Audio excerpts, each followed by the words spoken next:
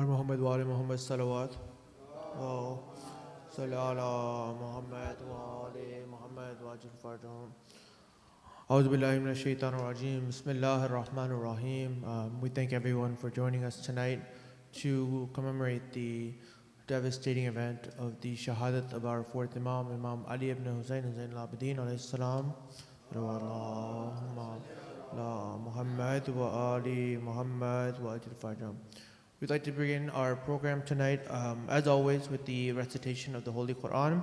So I would like to invite our brother Mustafa Hassan to come up for the recitation of the Quran. Salawat.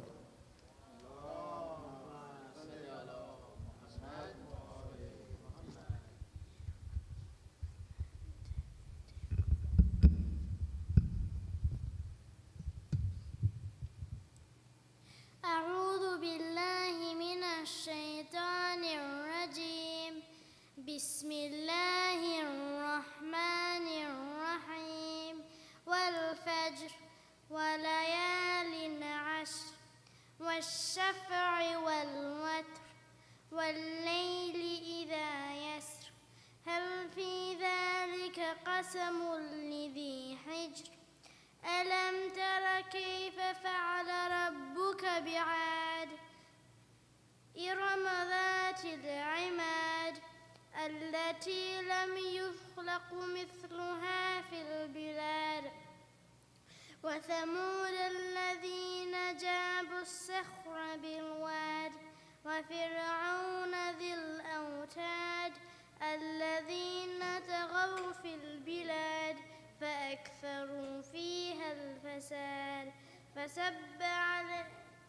فسب عليهم ربك صوت عذاب إن ربك لبالمرصاد فأما الإنسان إذا ما ابتلاه ربه فأكرمه ونعمه فيقول ربي أكرمن وأما إذا ما ابتلاه فقدر عليه رزقه فيقول ربي أهانن كلا بل لا تكرمون اليتيم ولا تحاضون على طعام المسكين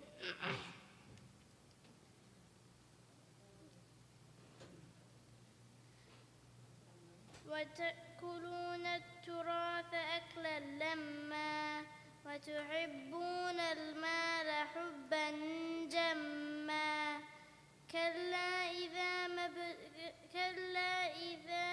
دكت الأرض دكا دكا وجاء ربك بالملك صفا صفا وجيء يومئذ بجهنم يومئذ يتذكر الإنسان وأنى له الذكرى يقول يا ليتني قدمت لحياتي ويومئذ لا يعذب عذابه أحد ولا يوثق وثاقه أحد يا أيتها النفس المطمئنة ارجعي إلى ربك راضية مرضية فادخلي في عبادي وادخلي جنتي صدق الله العلي العظيم.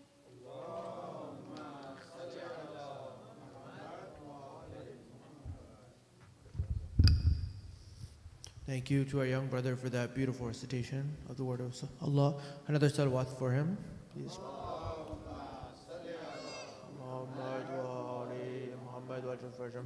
Before we move on, we'd like to take a moment to request recitation of Surah Fatiha for the sponsors of tonight's program, which is our brother Hassan Shah and family. Please recite Surah Fatiha for their marhumin, for all our marhumin as well, inshallah.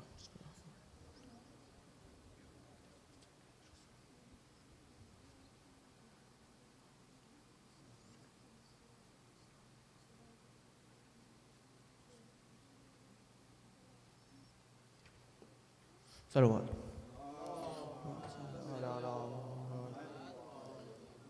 Moving forward with our Majlis program, I would like to invite our brother Muhammad Hussein for a recitation of a poetry or salam. Salawat.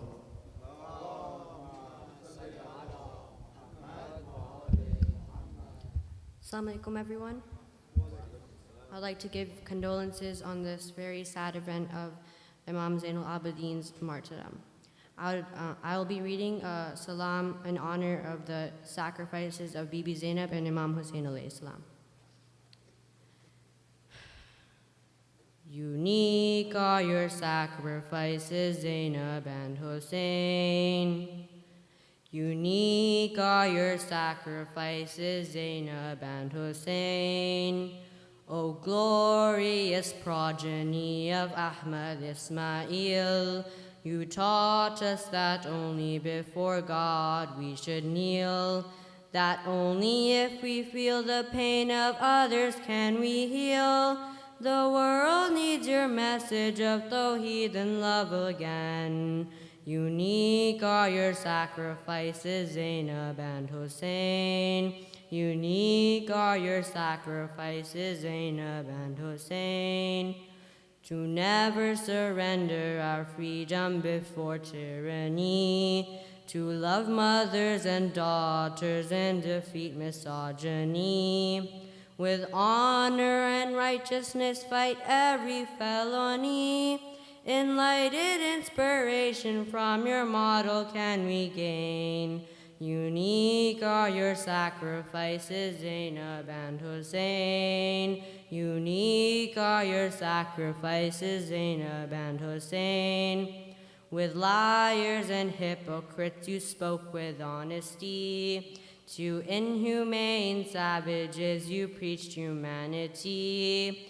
Responded to crudeness with sensitivity. Your life in this world was like in a desert rain.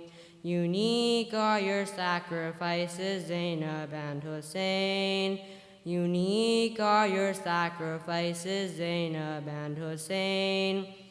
Your method so discreet, your purpose reform, to free the soul of Deen from hypocritical form, resisting those who wish to make exploitation a norm.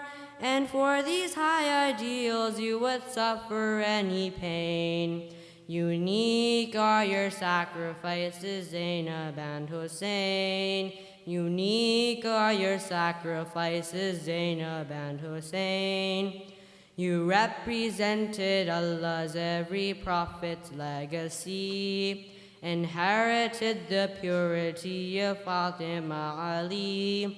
But did the Ummah value these pillars of piety? They massacred one and paraded the other in chains. Unique are your sacrifices, Zainab and Hussein. Unique are your sacrifices, Zainab and Hussein. Unique are your sacrifices, Zainab and Hussein. Salam.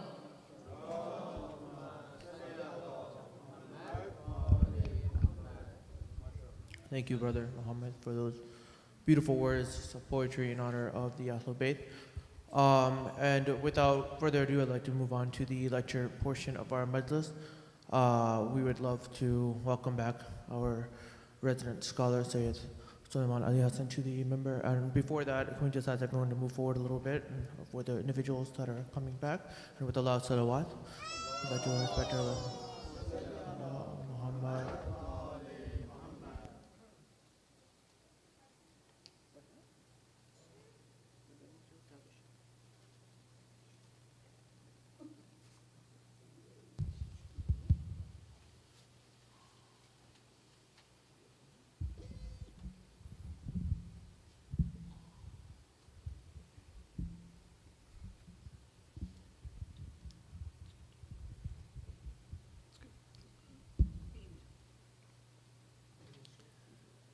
صلوات على محمد وآل محمد.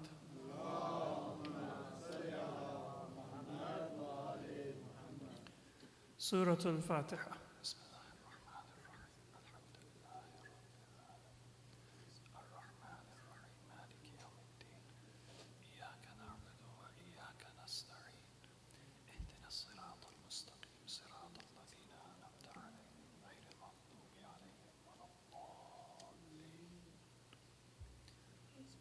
صلوات على محمد وآل محمد.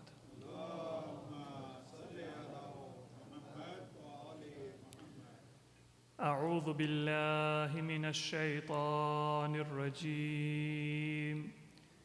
بسم الله الرحمن الرحيم. الحمد لله رب العالمين بارئ الخلائق أجمعين، والصلاة والسلام على أشرف الأنبياء والمرسلين المبعوث رحمة للعالمين، شفيع المذنبين وحبيب قلوب الصادقين، سيدنا ومولانا أبي القاسم محمد. اللهم صل على وعلى أهل بيته الطيبين الطاهرين الهداة المهديين المظلومين، ولعنة الله على أعدائهم إلى قيام يوم الدين. رب اشرح لي صدري ويسر لي أمري واحلل عقدة من لساني يفقه قولي. أما بعد. Dear brothers and sisters, Assalamu alaikum wa rahmatullahi wa barakatuh. As you know, in the month of Muharram, towards the close of the month, we grieve over the martyrdom of our fourth Imam, Imam Ali ibn al-Hussein Zainul Abidin alayhi salam.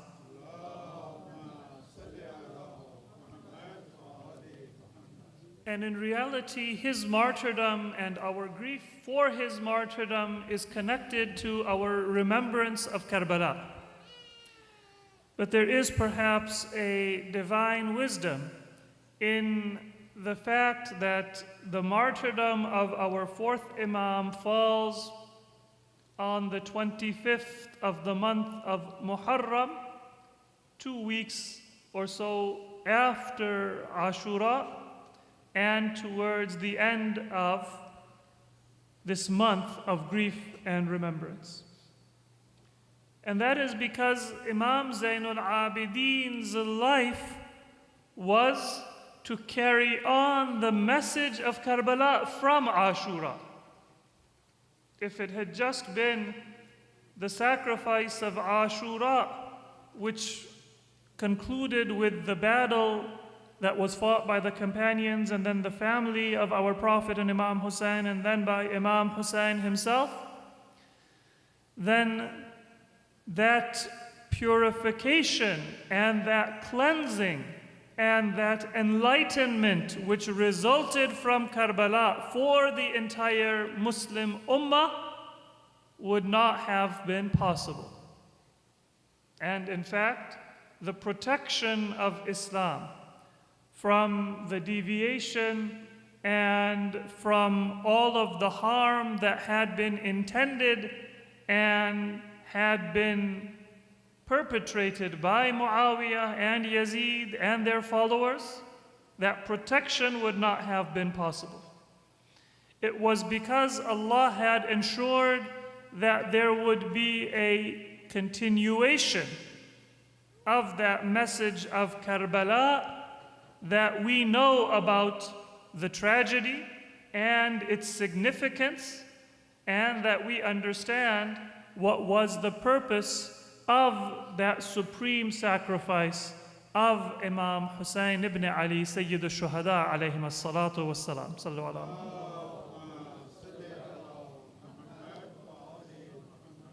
And that preservation, it depended really on two individuals before all others. One is the sister of Imam Hussein and the lady known as Ummul Masa'ib, the mother of tragedies. And that is Zainab bint Ali alayhi salam, daughter of Imam Ali and Fatimatu Zahra. and a lady who maintained the courage and the eloquence of Imam Ali, and the purity and the modesty of Fatimatu Zahra. She was the protector of Imam Zainul Abidin himself in the immediate aftermath of Karbala. So one of the two pillars of the preservation of the message of Karbala was the sister of Imam Hussein, Sayyida Zainab. But she died very soon after Karbala. There is some difference in the narrations, but according to many narrations, a year after Karbala, in the year 62nd of the Hijrah, Sayyida Zainab bint Ali alayhi salam, she passed away.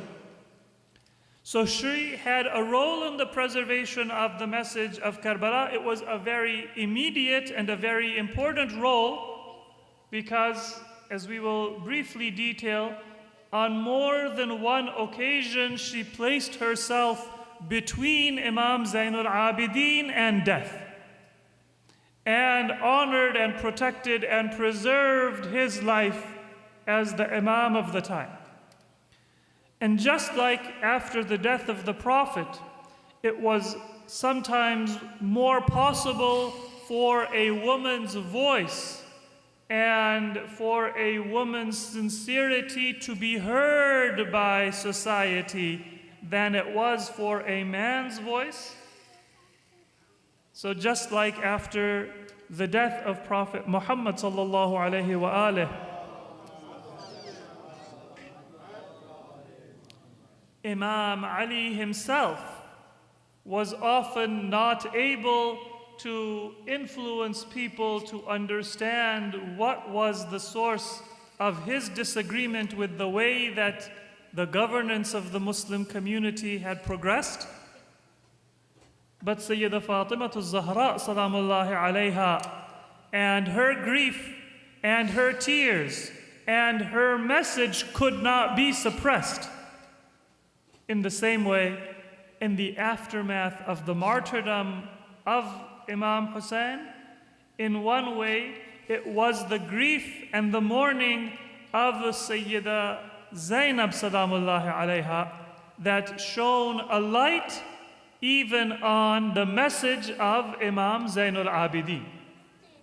So this is found even in a narration of Sahih al-Bukhari that Imam Ali alayhi salam, he had influence among people and he had some honor among people so long as Fatimatu Zahra was alive. According to the narration of Bukhari, Sayyida Fatima, she lived for 6 months after the death of the Prophet. That is not something which all historians agree about, but whether it was 3 months or a little less or a little more or 6 months, there are different opinions.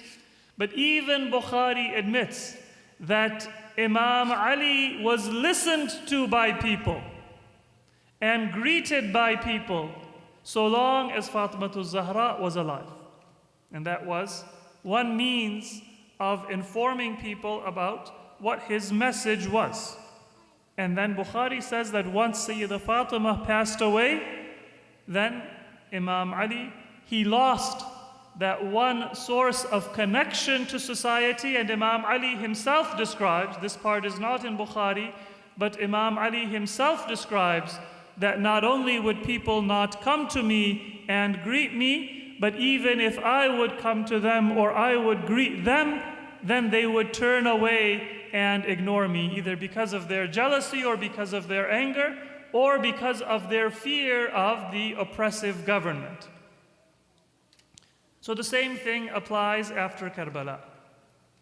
That Sayyida Zainab salamullahi alayha, she played the same role for Imam Zainul Abidin, which Sayyida Fatimatu Zahra played for Amirul Mu'mineen, turning people's attention to his message and allowing people to benefit from it. There is another similarity in this history as well. Sayyida Fatima, although she was instrumental in setting the foundation for the people to recognize the imamat of Amir al-Mu'mineen, but she did not survive for a long time. And as I said, it was a matter of weeks, between 3 months and 6 months after the death of the Prophet, when Sayyidah Fatima also died, the death of a martyr.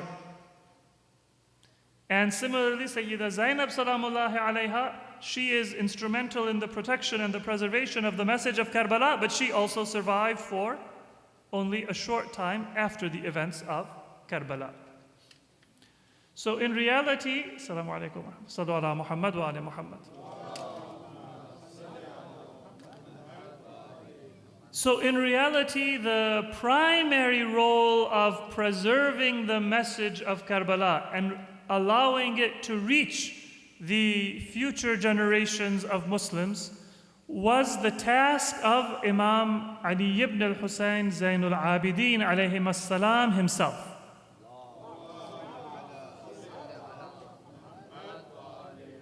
When we speak of Imam Zainul Abidin and Sayyidah Zainab together, remember that similarity and that difference. Sayyidah Zainab had a very important and a very powerful role, but its duration was not very long. And Imam Zainul Abidin, he raised an entire generation of people after Karbala to be familiar with the tragedy and with the message. And so it was a role that had a longer duration. And both of them are important. Both of them are instrumental. But there is a difference in the nature. So let us look briefly at the life of our fourth Imam, just so we are familiar with it, the outline of his life and his biography, and then inshallah we will look at some of his teachings and the lessons that we learn from his life. Salawat ala Muhammad wa ala Muhammad.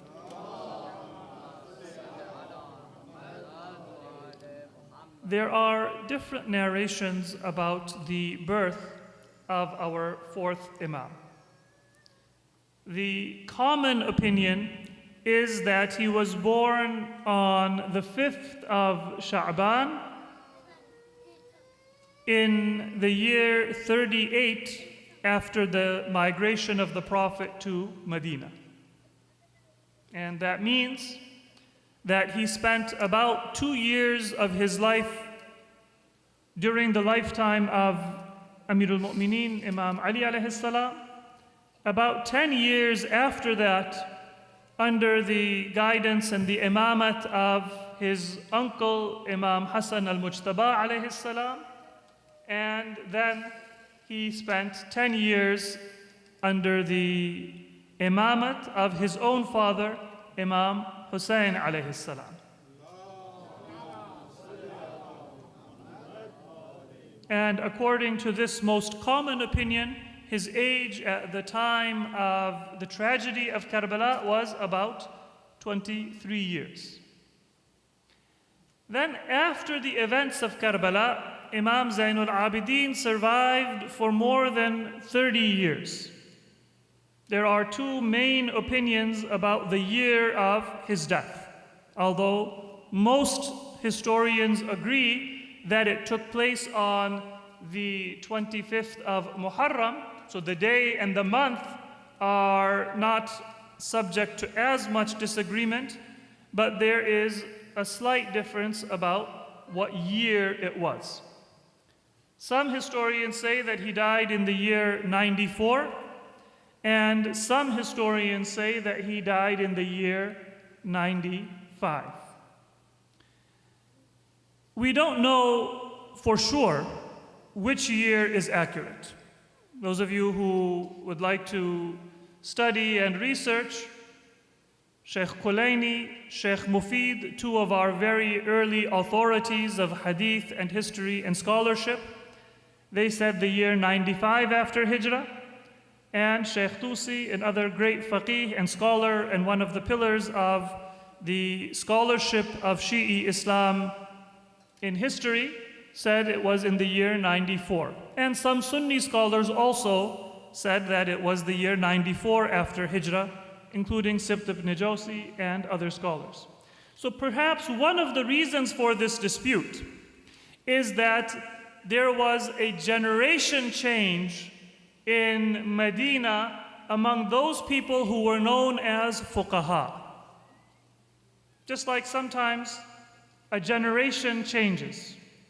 You might be familiar nowadays, people are talking about how the baby boomer generation born after World War II, now they are entering into retirement and old age, and there is a forecast that in the next few years and decades there will be a change of generation from the baby boomer generation to what comes after.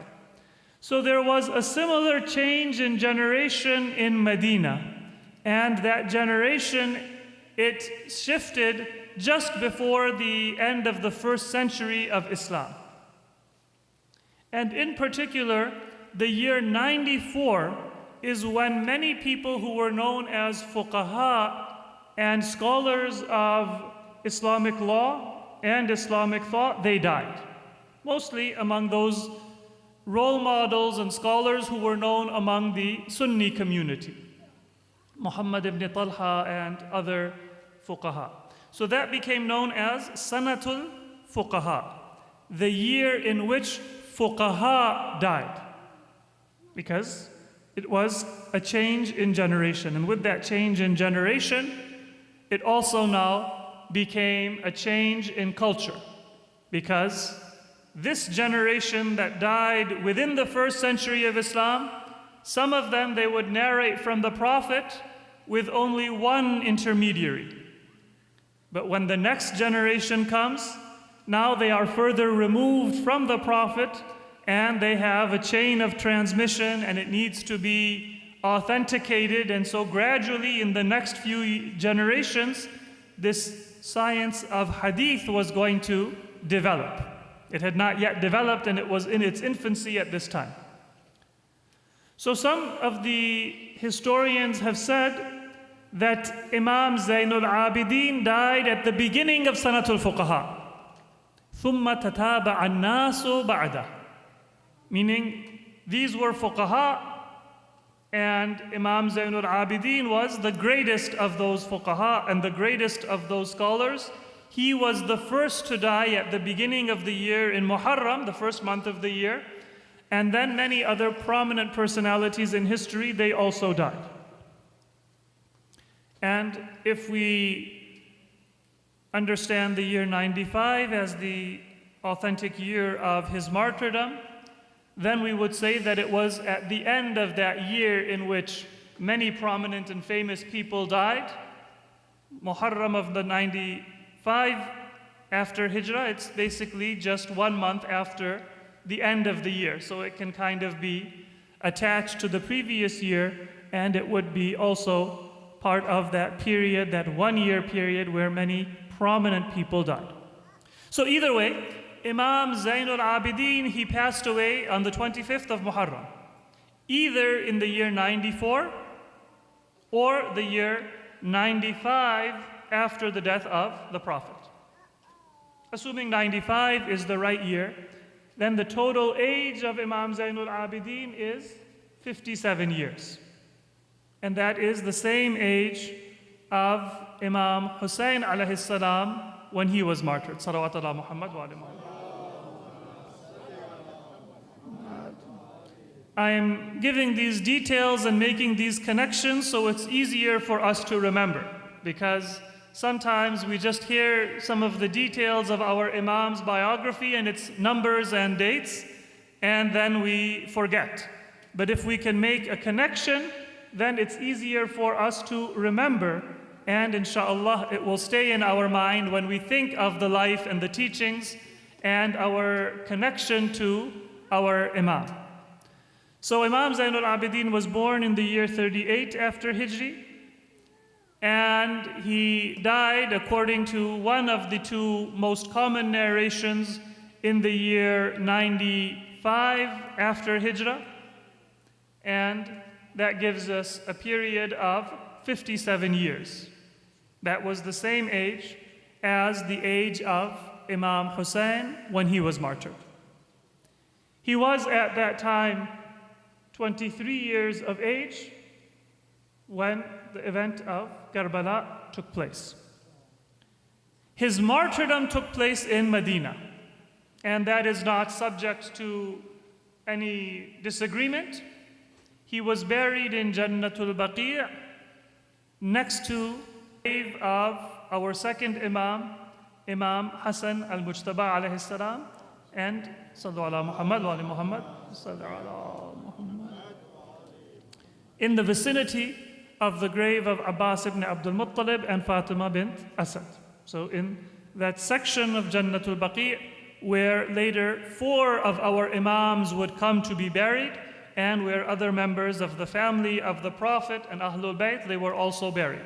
So that is a matter of agreement. Imam Zainul Abidin, he was martyred and he was buried in Medina in Jannatul Baqi'. But about his birth, there is again disagreement among historians. Because when Imam Zainul Abidin was born, Imam Ali was governing the Muslim Ummah from Kufa. So one opinion is that Imam Zainul Abidin was born in Kufa, because Imam Hassan and Imam Hussein, they were with Imam Ali as his assistants and as his right-hand men during his period of government in Kufa. So one opinion is that Imam Zainul Abidin was born in Kufa during the Khilafat, the outward leadership and governorship of Amirul Mu'mineen. And the other opinion is that he was born, although it was during the lifetime of Imam Ali, and it was when Imam Ali was governing the Muslim affairs in Kufa, but he was born in Medina. Because Imam Hassan and Imam Hussein, they would sometimes travel and take messages and take care of important tasks for Amirul Mu'mineen, and also their family, they would have other associations and relatives. So it is possible that Imam Zainul Abidin was born in Medina, and it is also one opinion that he was born in Kufa. Those are the 2 opinions. The birth of Imam Zainul Abidin was either in Kufa or in Medina, and his martyrdom was in Medina, which is where his burial took place. Now, the next thing that I want to mention is one of the aspects of the life of Imam Zainul Abidin that moves us to understanding his greatness and his character. So we're transitioning now from the biography to the character of Imam Zainul Abidin. We have 12 Imams. And out of those 12 Imams, the majority of them in their lifetime, they were known by their kunya. The kunya is a title given to a person out of respect and honor, in which either their son is named, or it is a title of respect given to somebody regardless of if they have a son or what the name of their son is, but just as a manner of giving honor to somebody that inshallah you will have a son and you will have a family and your heritage and legacy will continue. So the kunya does not always literally mean that this is the son of a particular person. Sometimes it was a form of honor that was given to a person before they got married, and maybe even before they attained the age of bulugh and maturity, when they were still a child. And sometimes that kunya, it became kind of associated with a certain name. So for example, the name Abbas. The kunya associated with the name Abbas is Abul Fadl.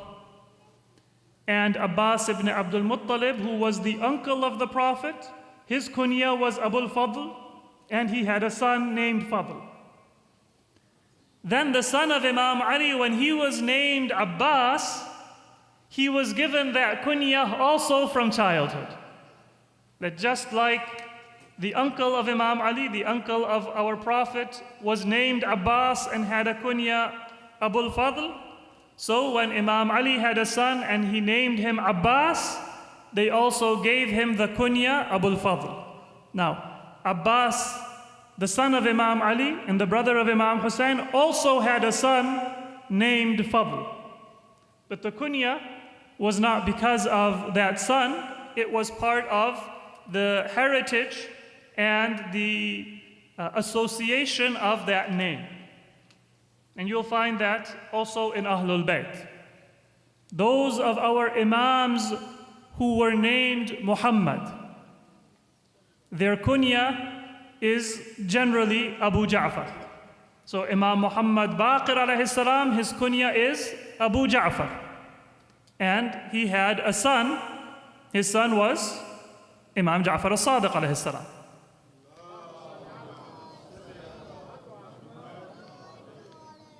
But our ninth Imam, Imam Muhammad At-Taqi Al-Jawad, was also given the kunya Abu Ja'far, and he is called Abu Ja'far Al-Thani. Not because of his son, but because he was named after Imam Muhammad Baqir. And so he was given the same name, and he was given the same kunya. Imam Ali's most famous kunya was Abul Hassan. And so our other Imams who were named Ali, they were also given that same kunya, Abul Hassan. We have Imam Ali Rida alayhi salam, his kunya was Abul Hassan. We have Imam Ali An-Naqi Al-Hadi alayhi salam, and his kunya was also Abul Hassan. So in general, it was one way that people were honored to have a kunya. This was part of Arabic culture, and it is present even today. So many times, if you have friends who are from the Arab-speaking lands, their kunya will be the more common form of address rather than the name. But out of our 12 Imams, there are 3 Imams who are known in particular by their titles, such that their kunya is almost forgotten. And titles, they are a sign of the character of a person and how much their virtues and their character is visible to people in society. Imagine that a person has a first name. A kunya is kind of like an honorable name that we use today. And then a person is so famous for some distinction that they have that people forget their name and they know them by that title. So, for example, we know the kunya of Imam Hassan, it is Abu Muhammad. We know the kunya of Imam Hussein, it is Abu Abdullah. We know the kunya of Imam Baqir, it is Abu Ja'far. We know the kunya of Imam Ja'far Sadiq, it is Abu Abdullah. We know the kunya of Imam Musa Kadhim, it was also Abu Hassan, and so on for our Imams. But 3 Imams in particular are more known by their titles than by their kunya. One of them is our first Imam, Amir al-Mu'mineen Ali ibn Abi Talib alayhi salatu wassalam.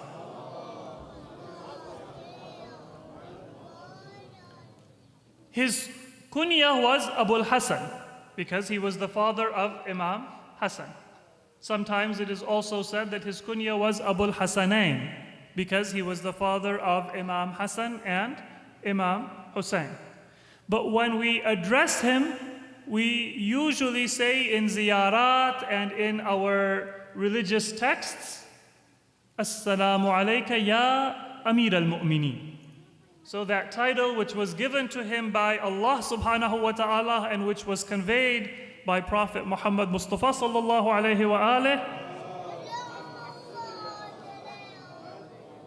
it became more well known, and today more people, they know of Amirul Mu'mineen through his title Amirul Mu'mineen, the leader and the commander of the faithful, then they know him through the title Abul Hassan. Abul Hassan is kind of his personal kunya, but Amirul Mu'mineen is his role in the Muslim community and the way that he is recognized and known. When we do ziyarah for our second Imam, we say, Assalamu alayka ya Aba Muhammad. When we say ziyarah and we send our salam to Imam Hussein, we say, Assalamu alayka ya Aba Abdullah. But when we greet Imam Ali, we say, Ya Amir al-Mu'mineen. Then we come to the Imam of our time, Imam Mahdi, Hujjat ibn al-Hassan alayhi salam.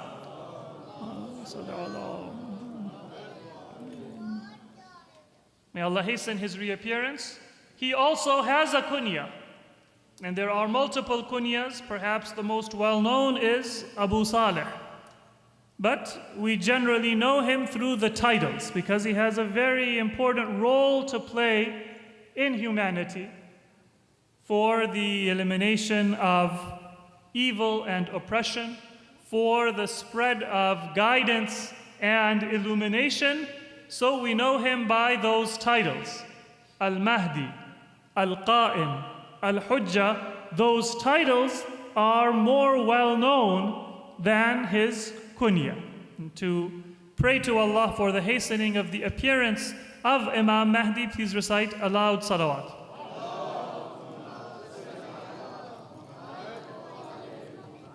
And it is the distinction of our fourth Imam, Imam Zainul Abidin, that he is also more well known through his titles than he is through his kunya. In fact, even more so than any other Imam. Because for Imam Ali, you know his kunya, Abul Hassan, and you know his title. His title is more well known. For Imam Mahdi, you know his kunya and you know his titles, but his titles are more famous and more well known. But Imam Zainul Abidin is so associated with certain distinctions and certain beautiful character traits that most people don't even know his kunya. Probably if you were to quiz people who have even studied the life of the Imams, they would be able to name and give the kunya of all of the Imams except Imam Zainul Abidin. So his various kunyas are Abul Hassan, Abul Hussein, Abu Muhammad, Abu Abdullah. Those are the four kunyas that are given in history.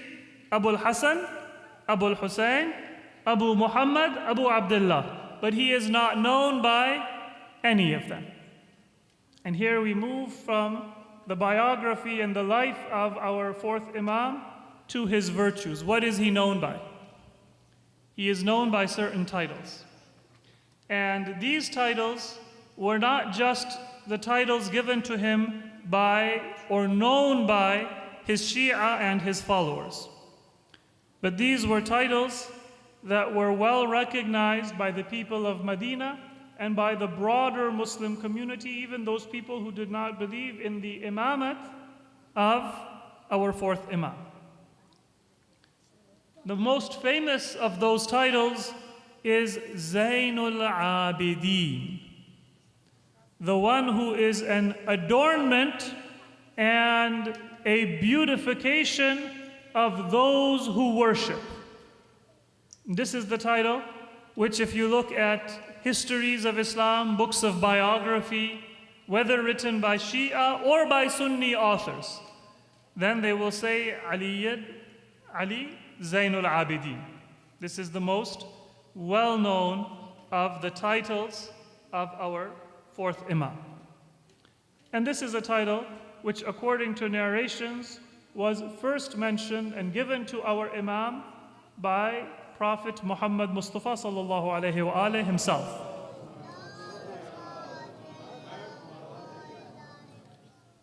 There's a very well-known narration that our Prophet, he said to Jabir ibn Abdullah al-Ansari, one of his companions, who was one of the young companions of the Prophet, and therefore he lived for many years after the death of the Prophet, that, O Jabir, you will see when a son of mine is born to my grandson Hussein, and his name will be Ali, and his title will be Zainul Abidin.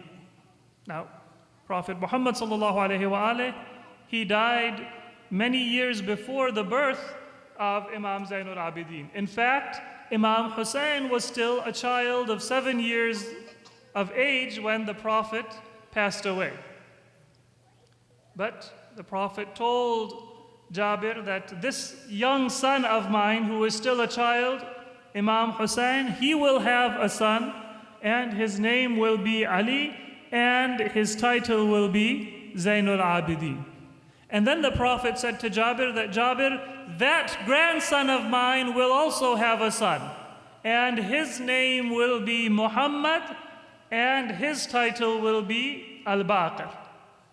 And then the Prophet said that, O Jabir, you will meet both of these grandsons of mine.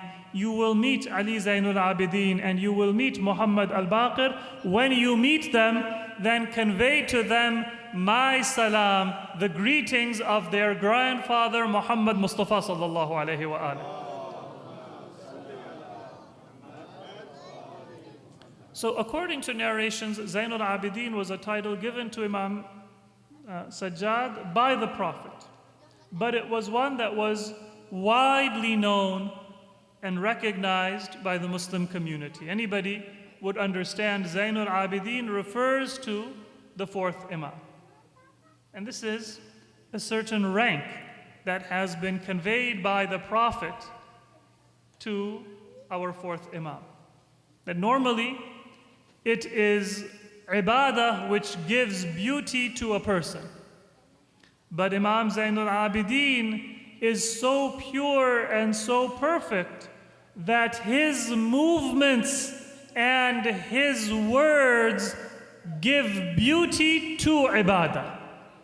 And so if you want to learn how to do ibadah, what to say and how to say it, then you have to turn your attention to that perfect example of devotion to Allah and purification, and then your own ibadah will be able to acquire depth and beauty.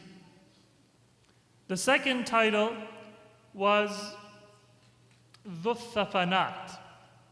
Thafana in Arabic means a callus. And Imam Zainul Abidin was known as Dhu Thafanat because he had calluses on his body.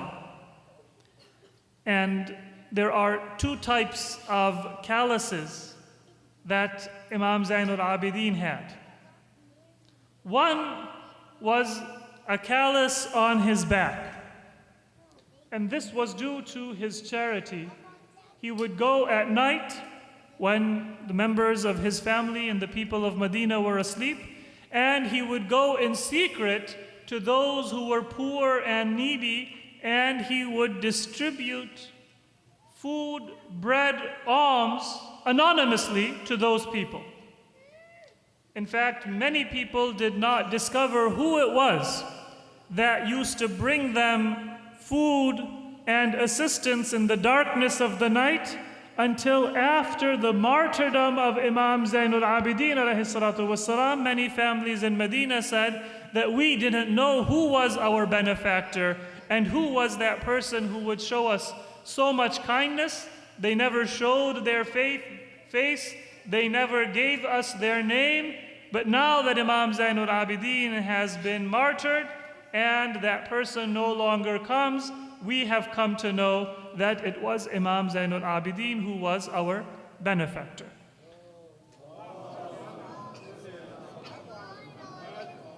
So that is one type of callus that Imam Zainul Abidin had, because he used to carry a heavy bag of food and alms on his own shoulder and carry it through the streets of Medina and then give it to the needy, so it left a mark and an effect on his body. But that is not the primary reason why he was known as Dhu Thafanat. The primary reason was that he would worship so much that his worship left a mark on his body. Some of you may have seen people who do a great deal of sujood. Sometimes you can see a mark of that sujood on their forehead. So Imam Zainul Abidin, he would have a mark of prostration and worship on different parts of his body, according to a narration from our fifth Imam, Imam Muhammad al-Baqir alayhi salam.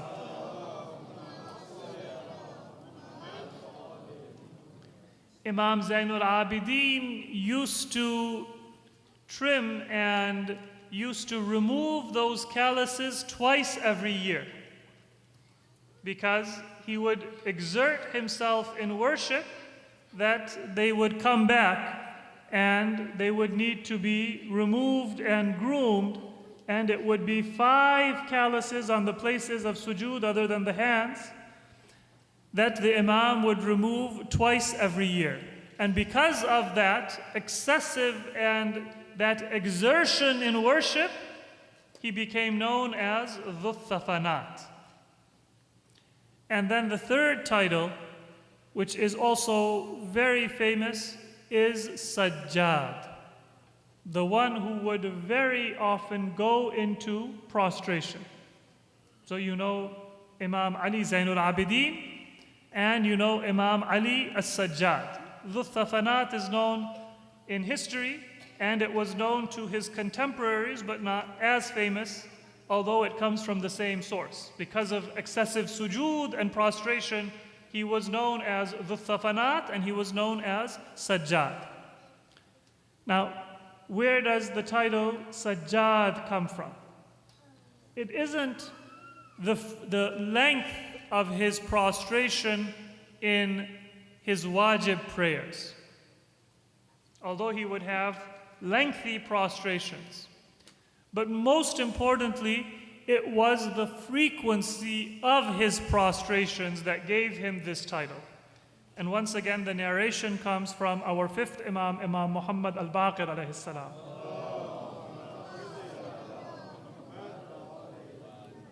He says that my father was such that whenever he would remember a blessing, a ni'mah that Allah had bestowed upon him, then that memory of a blessing would bring him sujood. Many of us, we forget very easily. If somebody shows a kindness to us, if somebody goes out of their way and does us a favor, then we forget about it. Some of us, we take advantage of our parents to get free babysitting, and then when our kids are older, we forget how much time they gave and how much they sacrificed because it was 5 years ago, 10 years ago, 20 years ago. Some of us, maybe we wanted to start a business, and a friend of ours, a family member, they gave us a loan.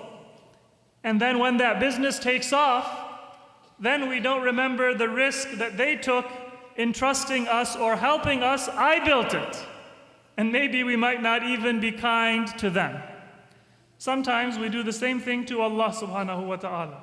That He has shown us so many kindnesses and given us so many favors, and maybe we're even grateful in the moment. Thank you so much. Oh Allah, thank you for your kindness. Thank you for curing this sickness. Thank you for taking care of this problem. But then after a while, we become accustomed to it, and maybe even we expect it from Allah subhanahu wa ta'ala. We don't realize that it is a gift and it is a favor. So Imam Zainul Abidin, according to the hadith of our fifth Imam, he didn't do sujood when he received a ni'mah from Allah. كان إذا ذكر نعمة من الله سجد. Even if the blessing took place years ago, decades ago, but Imam Zainul Abidin remembers it today, then he would go into sujood. That is gratitude to Allah, and that reflects itself in our gratitude to others as well. We shouldn't forget kindness, and we shouldn't forget favors, and we shouldn't say that, well, this was then. a kindness that was done to us many years ago, the sacrifices that our parents made, they are what give us benefit and opportunities even today.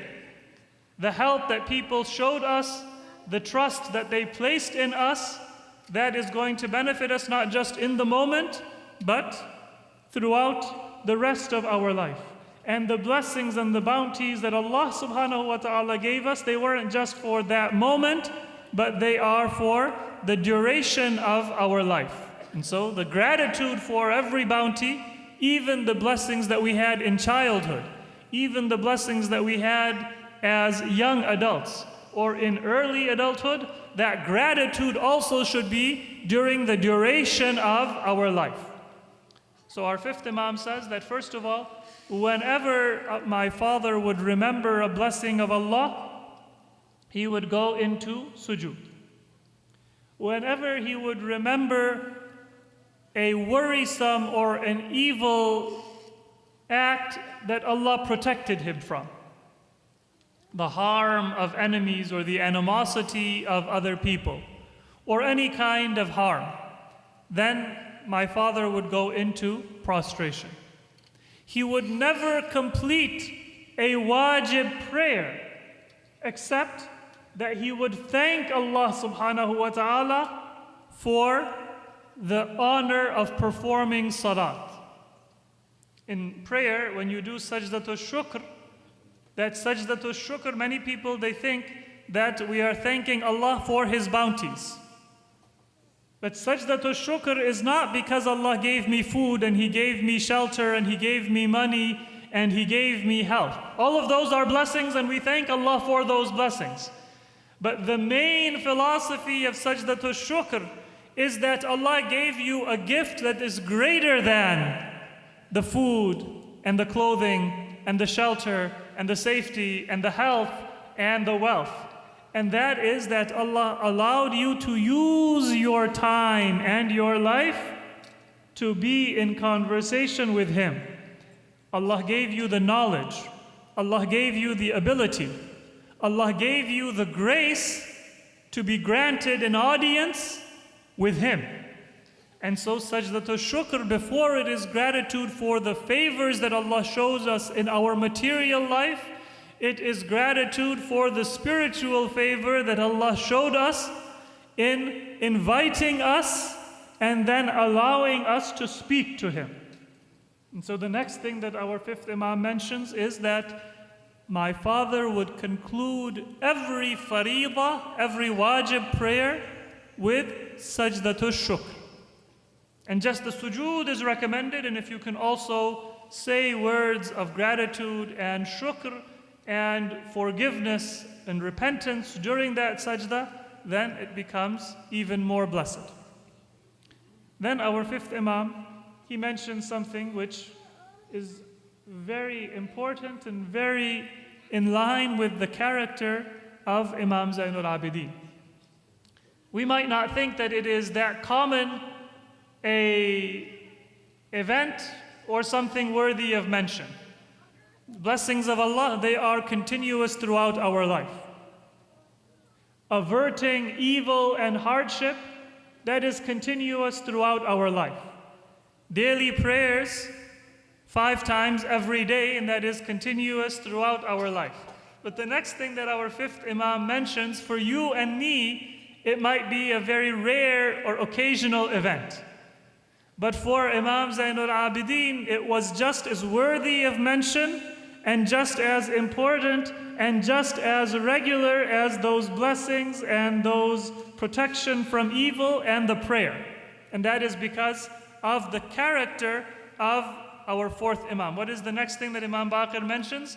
He says that whenever Allah would allow my father to bring together the hearts of 2 people who may have been disconnected or separated, or they may have animosity to one another, then my father would go down in prostration and thank Allah that, oh Allah, you allowed me to be the means by which 2 hearts that had been separated were brought together.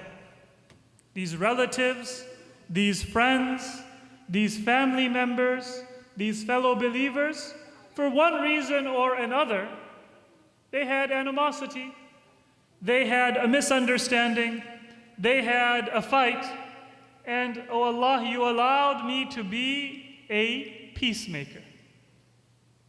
And now, in this hadith about the frequency of the prostration of our fourth Imam, we might think, how often does that happen?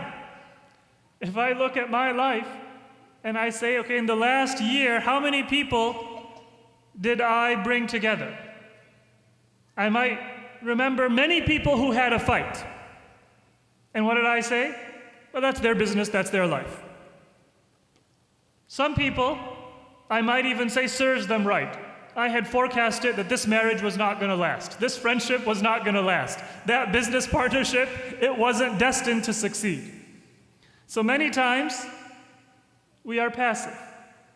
Sometimes, we actually gloat in the misfortune of others. So if we look at how many times we have seen relationships break apart, it is frequent. But if we look at how many times did we go and try to bring them back together, then we might not have any examples, or it would be infrequent. But when Imam Baqir is mentioning the frequency of the prostrations of his father, Imam Zainul Abidin alayhi salatu wassalam, he says this was a frequent occurrence. What was the character of our Imam? That he would take a look at those people in his neighborhood, among his family, and he would see who is alienated from one another, who has had a disagreement. And then it isn't just that you come to one person and say, okay, you forgive. And you come to another person and say, you forgive. Well, that can sometimes bring peace just out of respect for a family elder or for an elder community member. People will say, all right, we'll shake hands. All right, we'll say, assalamu alaikum. But then their hearts will still have animosity after they depart. What Imam Zainul Abidin would do is that he would go and he would take care of that issue that had caused the misunderstanding. Sometimes that would mean that you have to have counseling and extended conversations between one person and another person. Sometimes it would mean that Imam Zainul Abidin would say that so-and-so didn't pay you back, they owe you money, here, I will pay their debt. Not because Imam Zainul Abidin owed the money, but because he wanted to make sure that two relatives did not stop talking to each other. And so he would apologize on behalf of the person who had done wrong. He would pay the debt of other people who may not be able to or may not be willing to pay their debt, just to bring the hearts of people together. And this was the character of our fourth Imam, Imam Zainul Abidin.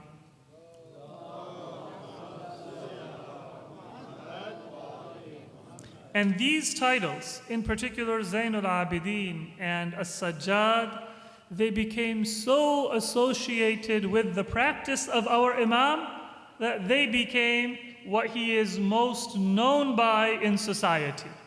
His name, his kunya, his other attributes, they were forgotten. Now, why did Imam Zainul Abidin have this centrality? This is, inshallah, the final point that I will make, inshallah, and then we will pray to Allah that we benefit from this remembrance of the beauty and the power of the character and the nobility of our fourth Imam.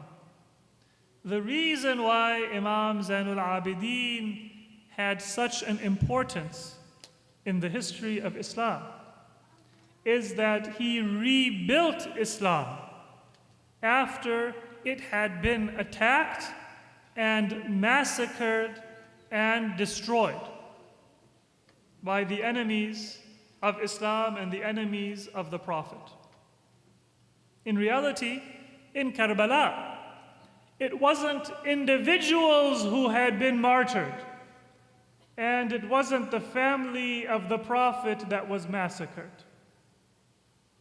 If it had just been an individual suffering, Then Imam Zainul Abidin, he gave that answer in the court of Ubaidullah ibn Ziyad. This is the courage of Imam Zainul Abidin.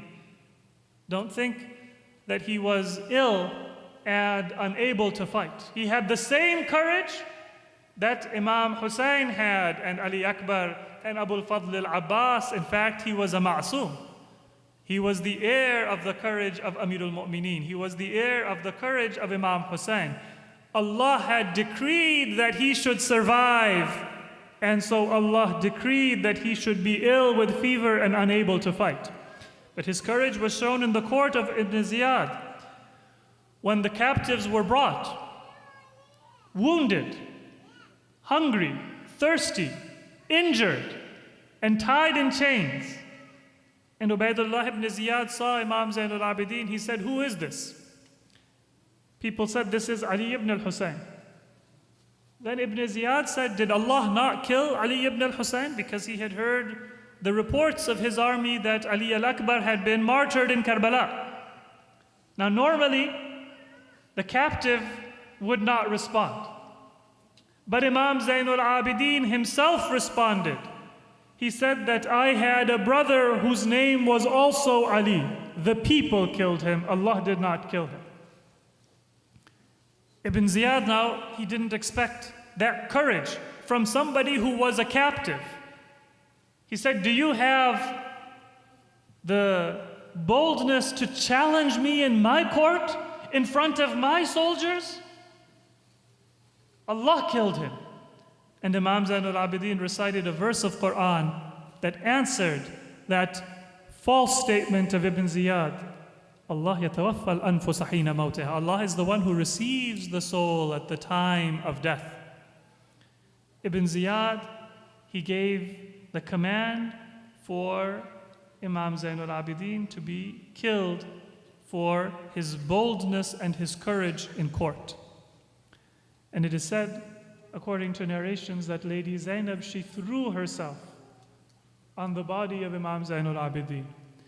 And she said that, "Oh Ibn Ziyad, this person is more precious to me than my own life." This is the second time that Lady Zainab is saving the life of Imam Zainul Abidin. As I said, she did not live long after Karbala, but how intensely and how powerfully did she protect the heir of Karbala and preserve the message of Karbala. Once she took Imam Zainul Abidin out of a burning tent, and now in the court of Ubaidullah ibn Ziyad, she throws herself on Imam Zainul Abidin and she says that, "Oh Ibn Ziyad, you cannot harm him unless you first kill me."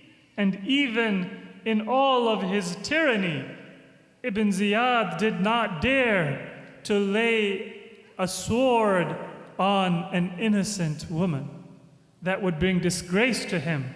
And so the life of Imam Zainul Abidin was spared. And then Imam Zainul Abidin said to his aunt that, "Oh my aunt, thank you for your sacrifice, but let me respond." He said that, "Oh Ibn Ziyad, abil maut tuhaddiduni? Are you threatening me with death? Ama alimta anna al-mawta lana 'ada wa karamatuna ash-shahada." Didn't you know that death is for us a habit? We are accustomed to death. My ancestor Hamza was a martyr. My grandfather Amirul Mu'mineen was a martyr. My grandfather's brother Ja'far al-Tayyar was a martyr. My father is the prince of martyrs. My brothers are martyrs. My uncles, the sons of Aqil, the sons of Amirul Mu'mineen, they are martyrs for Ahlul Bayt. Ma alimta anna al-qatla lana 'ada wa karamatuna ash-shahada. When Allah honors us, He honors us with martyrdom. If it had just been the death of individuals, then Imam Zainul Abidin's grief would not have been so much and so severe. But it wasn't individuals who were martyred in Karbala. It was Islam itself which was attacked. It was Islam itself which was massacred, which was burnt and turned to ashes. And it was the tears of Imam Zainul Abidin and his sincerity that took that desert land and made it into a beautiful garden, so that the roots of Islam, they took hold, and the plant of Islam grew strong again after the enemy had tried to eliminate it and destroy it altogether. Once Imam Zainul Abidin was asked that, "Oh, our Imam, you have wept for Karbala for years. Now decades have passed. Has the time not come for your weeping, for your mourning to end?" And the Imam said that, "You did not do me justice. A prophet of God, Yaqub, lost one son. And that son was not even dead. He was alive. He was just separated from Prophet Yaqub, and he wept so much that he went blind from grief. I did not lose one member of my family. 18 members of my family were massacred before my very eyes. And I saw as they were martyred, and then I saw their bodies as they lay on the sands of Karbala, and I was not able to save them. I was not even able to bury them, because I and the members of my family were captives. Our hands were tied, our feet were bound in chains. As we were taken to Kufa, I could only watch, and I could only send my greetings and salutations on the martyrs of Karbala. And most tragically, my father, Imam Hussein, he was martyred before my eyes, and I saw that his body lay on the sands of Karbala. There was no shroud, there was no burial, and even his body had been trampled under the horses of Umar ibn Sa'd's soldiers. How can I ever forget that tragedy? And how can my grief and my mourning ever come to an end? Until the time came when Imam Zainul Abidin himself was poisoned. Walid ibn Abdul Malik, he said that I can never sleep at night so long as Imam Zainul Abidin is alive in Medina. He sent poison to his governor in Medina.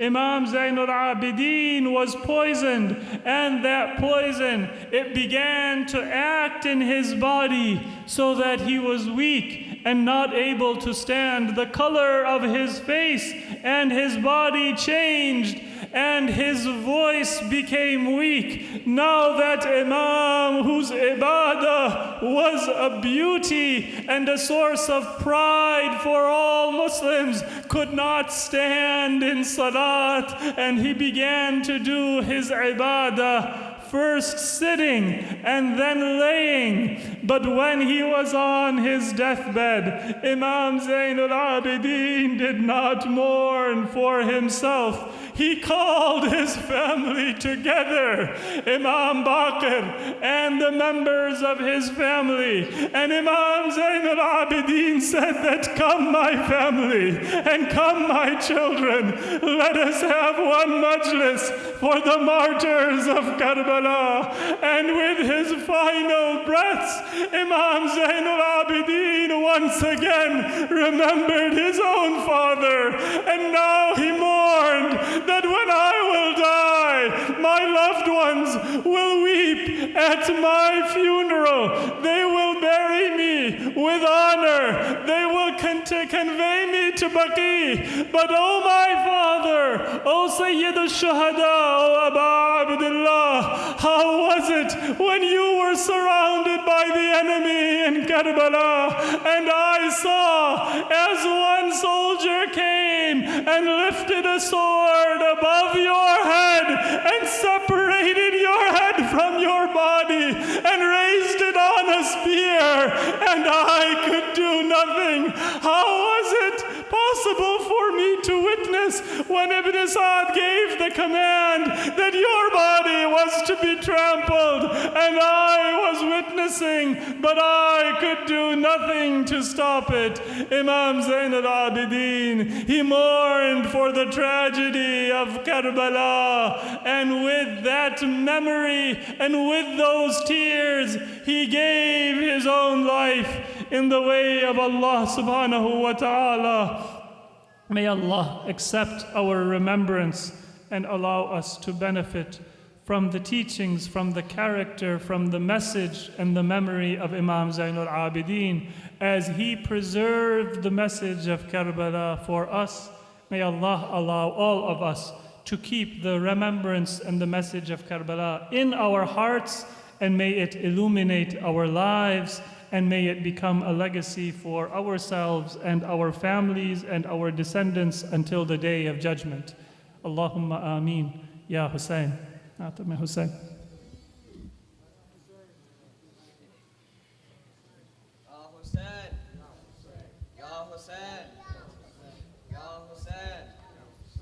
Ya Hussein, Ya Hussein, Ya Hussein, Ya Hussein, Ya Hussein, Ya Hussein, Ya Hussein. Oh my Imam Zain al-Abidin, oh my Imam Zain al-Abidin, oh my Imam Zain al-Abidin. Oh my Imam Zain al-Abidin, oh my Imam Zain al-Abidin. Oh Sajjad, you taught us the art of supplication. You showed us the power of prostration to make Islam our life's foundation, and how to ask Allah for salvation. Such is your status, O holy soul. You made Allah's love your only goal. Oh my Imam, oh my Imam Zain al-Abidin, oh my Imam Zain al-Abidin, oh my Imam Zain al-Abidin. Oh Sajjad, you were in prison, your feet were in chains, and on the chains splattered were your blood stains. Inside your heart were the scars of those pains, of what you saw that day on the hot plains. Oh, you are patience personified. You thanked Allah though your hands were tied.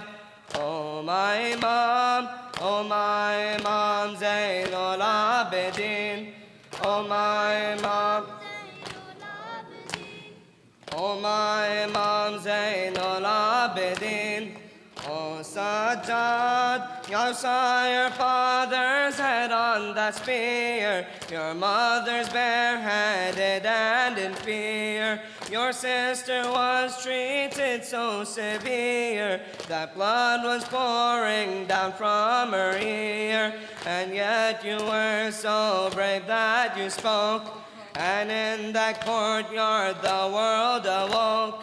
Oh my Imam, oh my Imam Zain al-Abidin, oh my Imam, oh my Imam Zain al-Abidin. Oh Sajjad, with quaking hands how you dug a small grave, a resting place for Sakina to lay. Her shroud was her shirt covered in bloodstains, till the end of time, that's how she will stay. Until today she's so far from home, the prison so dark and she's alone. Oh my Imam, oh my Imam Zain al-Abidin, oh my Imam, oh my Imam Zain al-Abidin. Oh Sajjad, for 40 long years you kept on weeping, 'cause in your mind Sham kept on repeating the lashes you got and all the beating. For all these feelings there is no healing. Those memories always will be raw of what you heard, felt, and what you saw. Oh my Imam, Zainul Abidin. Oh my Imam, Zainul Abidin.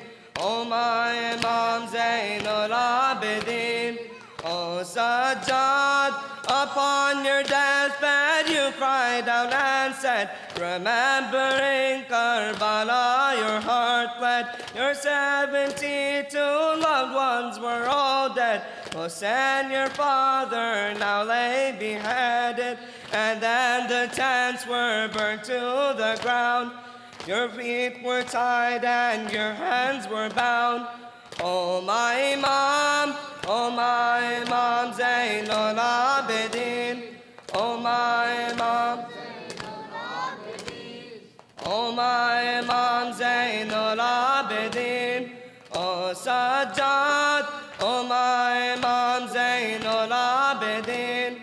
Oh my Imam, Zainul Abidin. Oh my Imam, Zainul Abidin. Oh Sajjad, Ya Hussein, Ya Hussein, Ya Hussein, Ya Hussein, Ya Hussein. Allahumma salli ala Muhammad wa ala Muhammad. We'll be moving forward with Salat. We'll be setting up the prayer here. Please do wuzu if you haven't done so. We'll be starting with Azan shortly.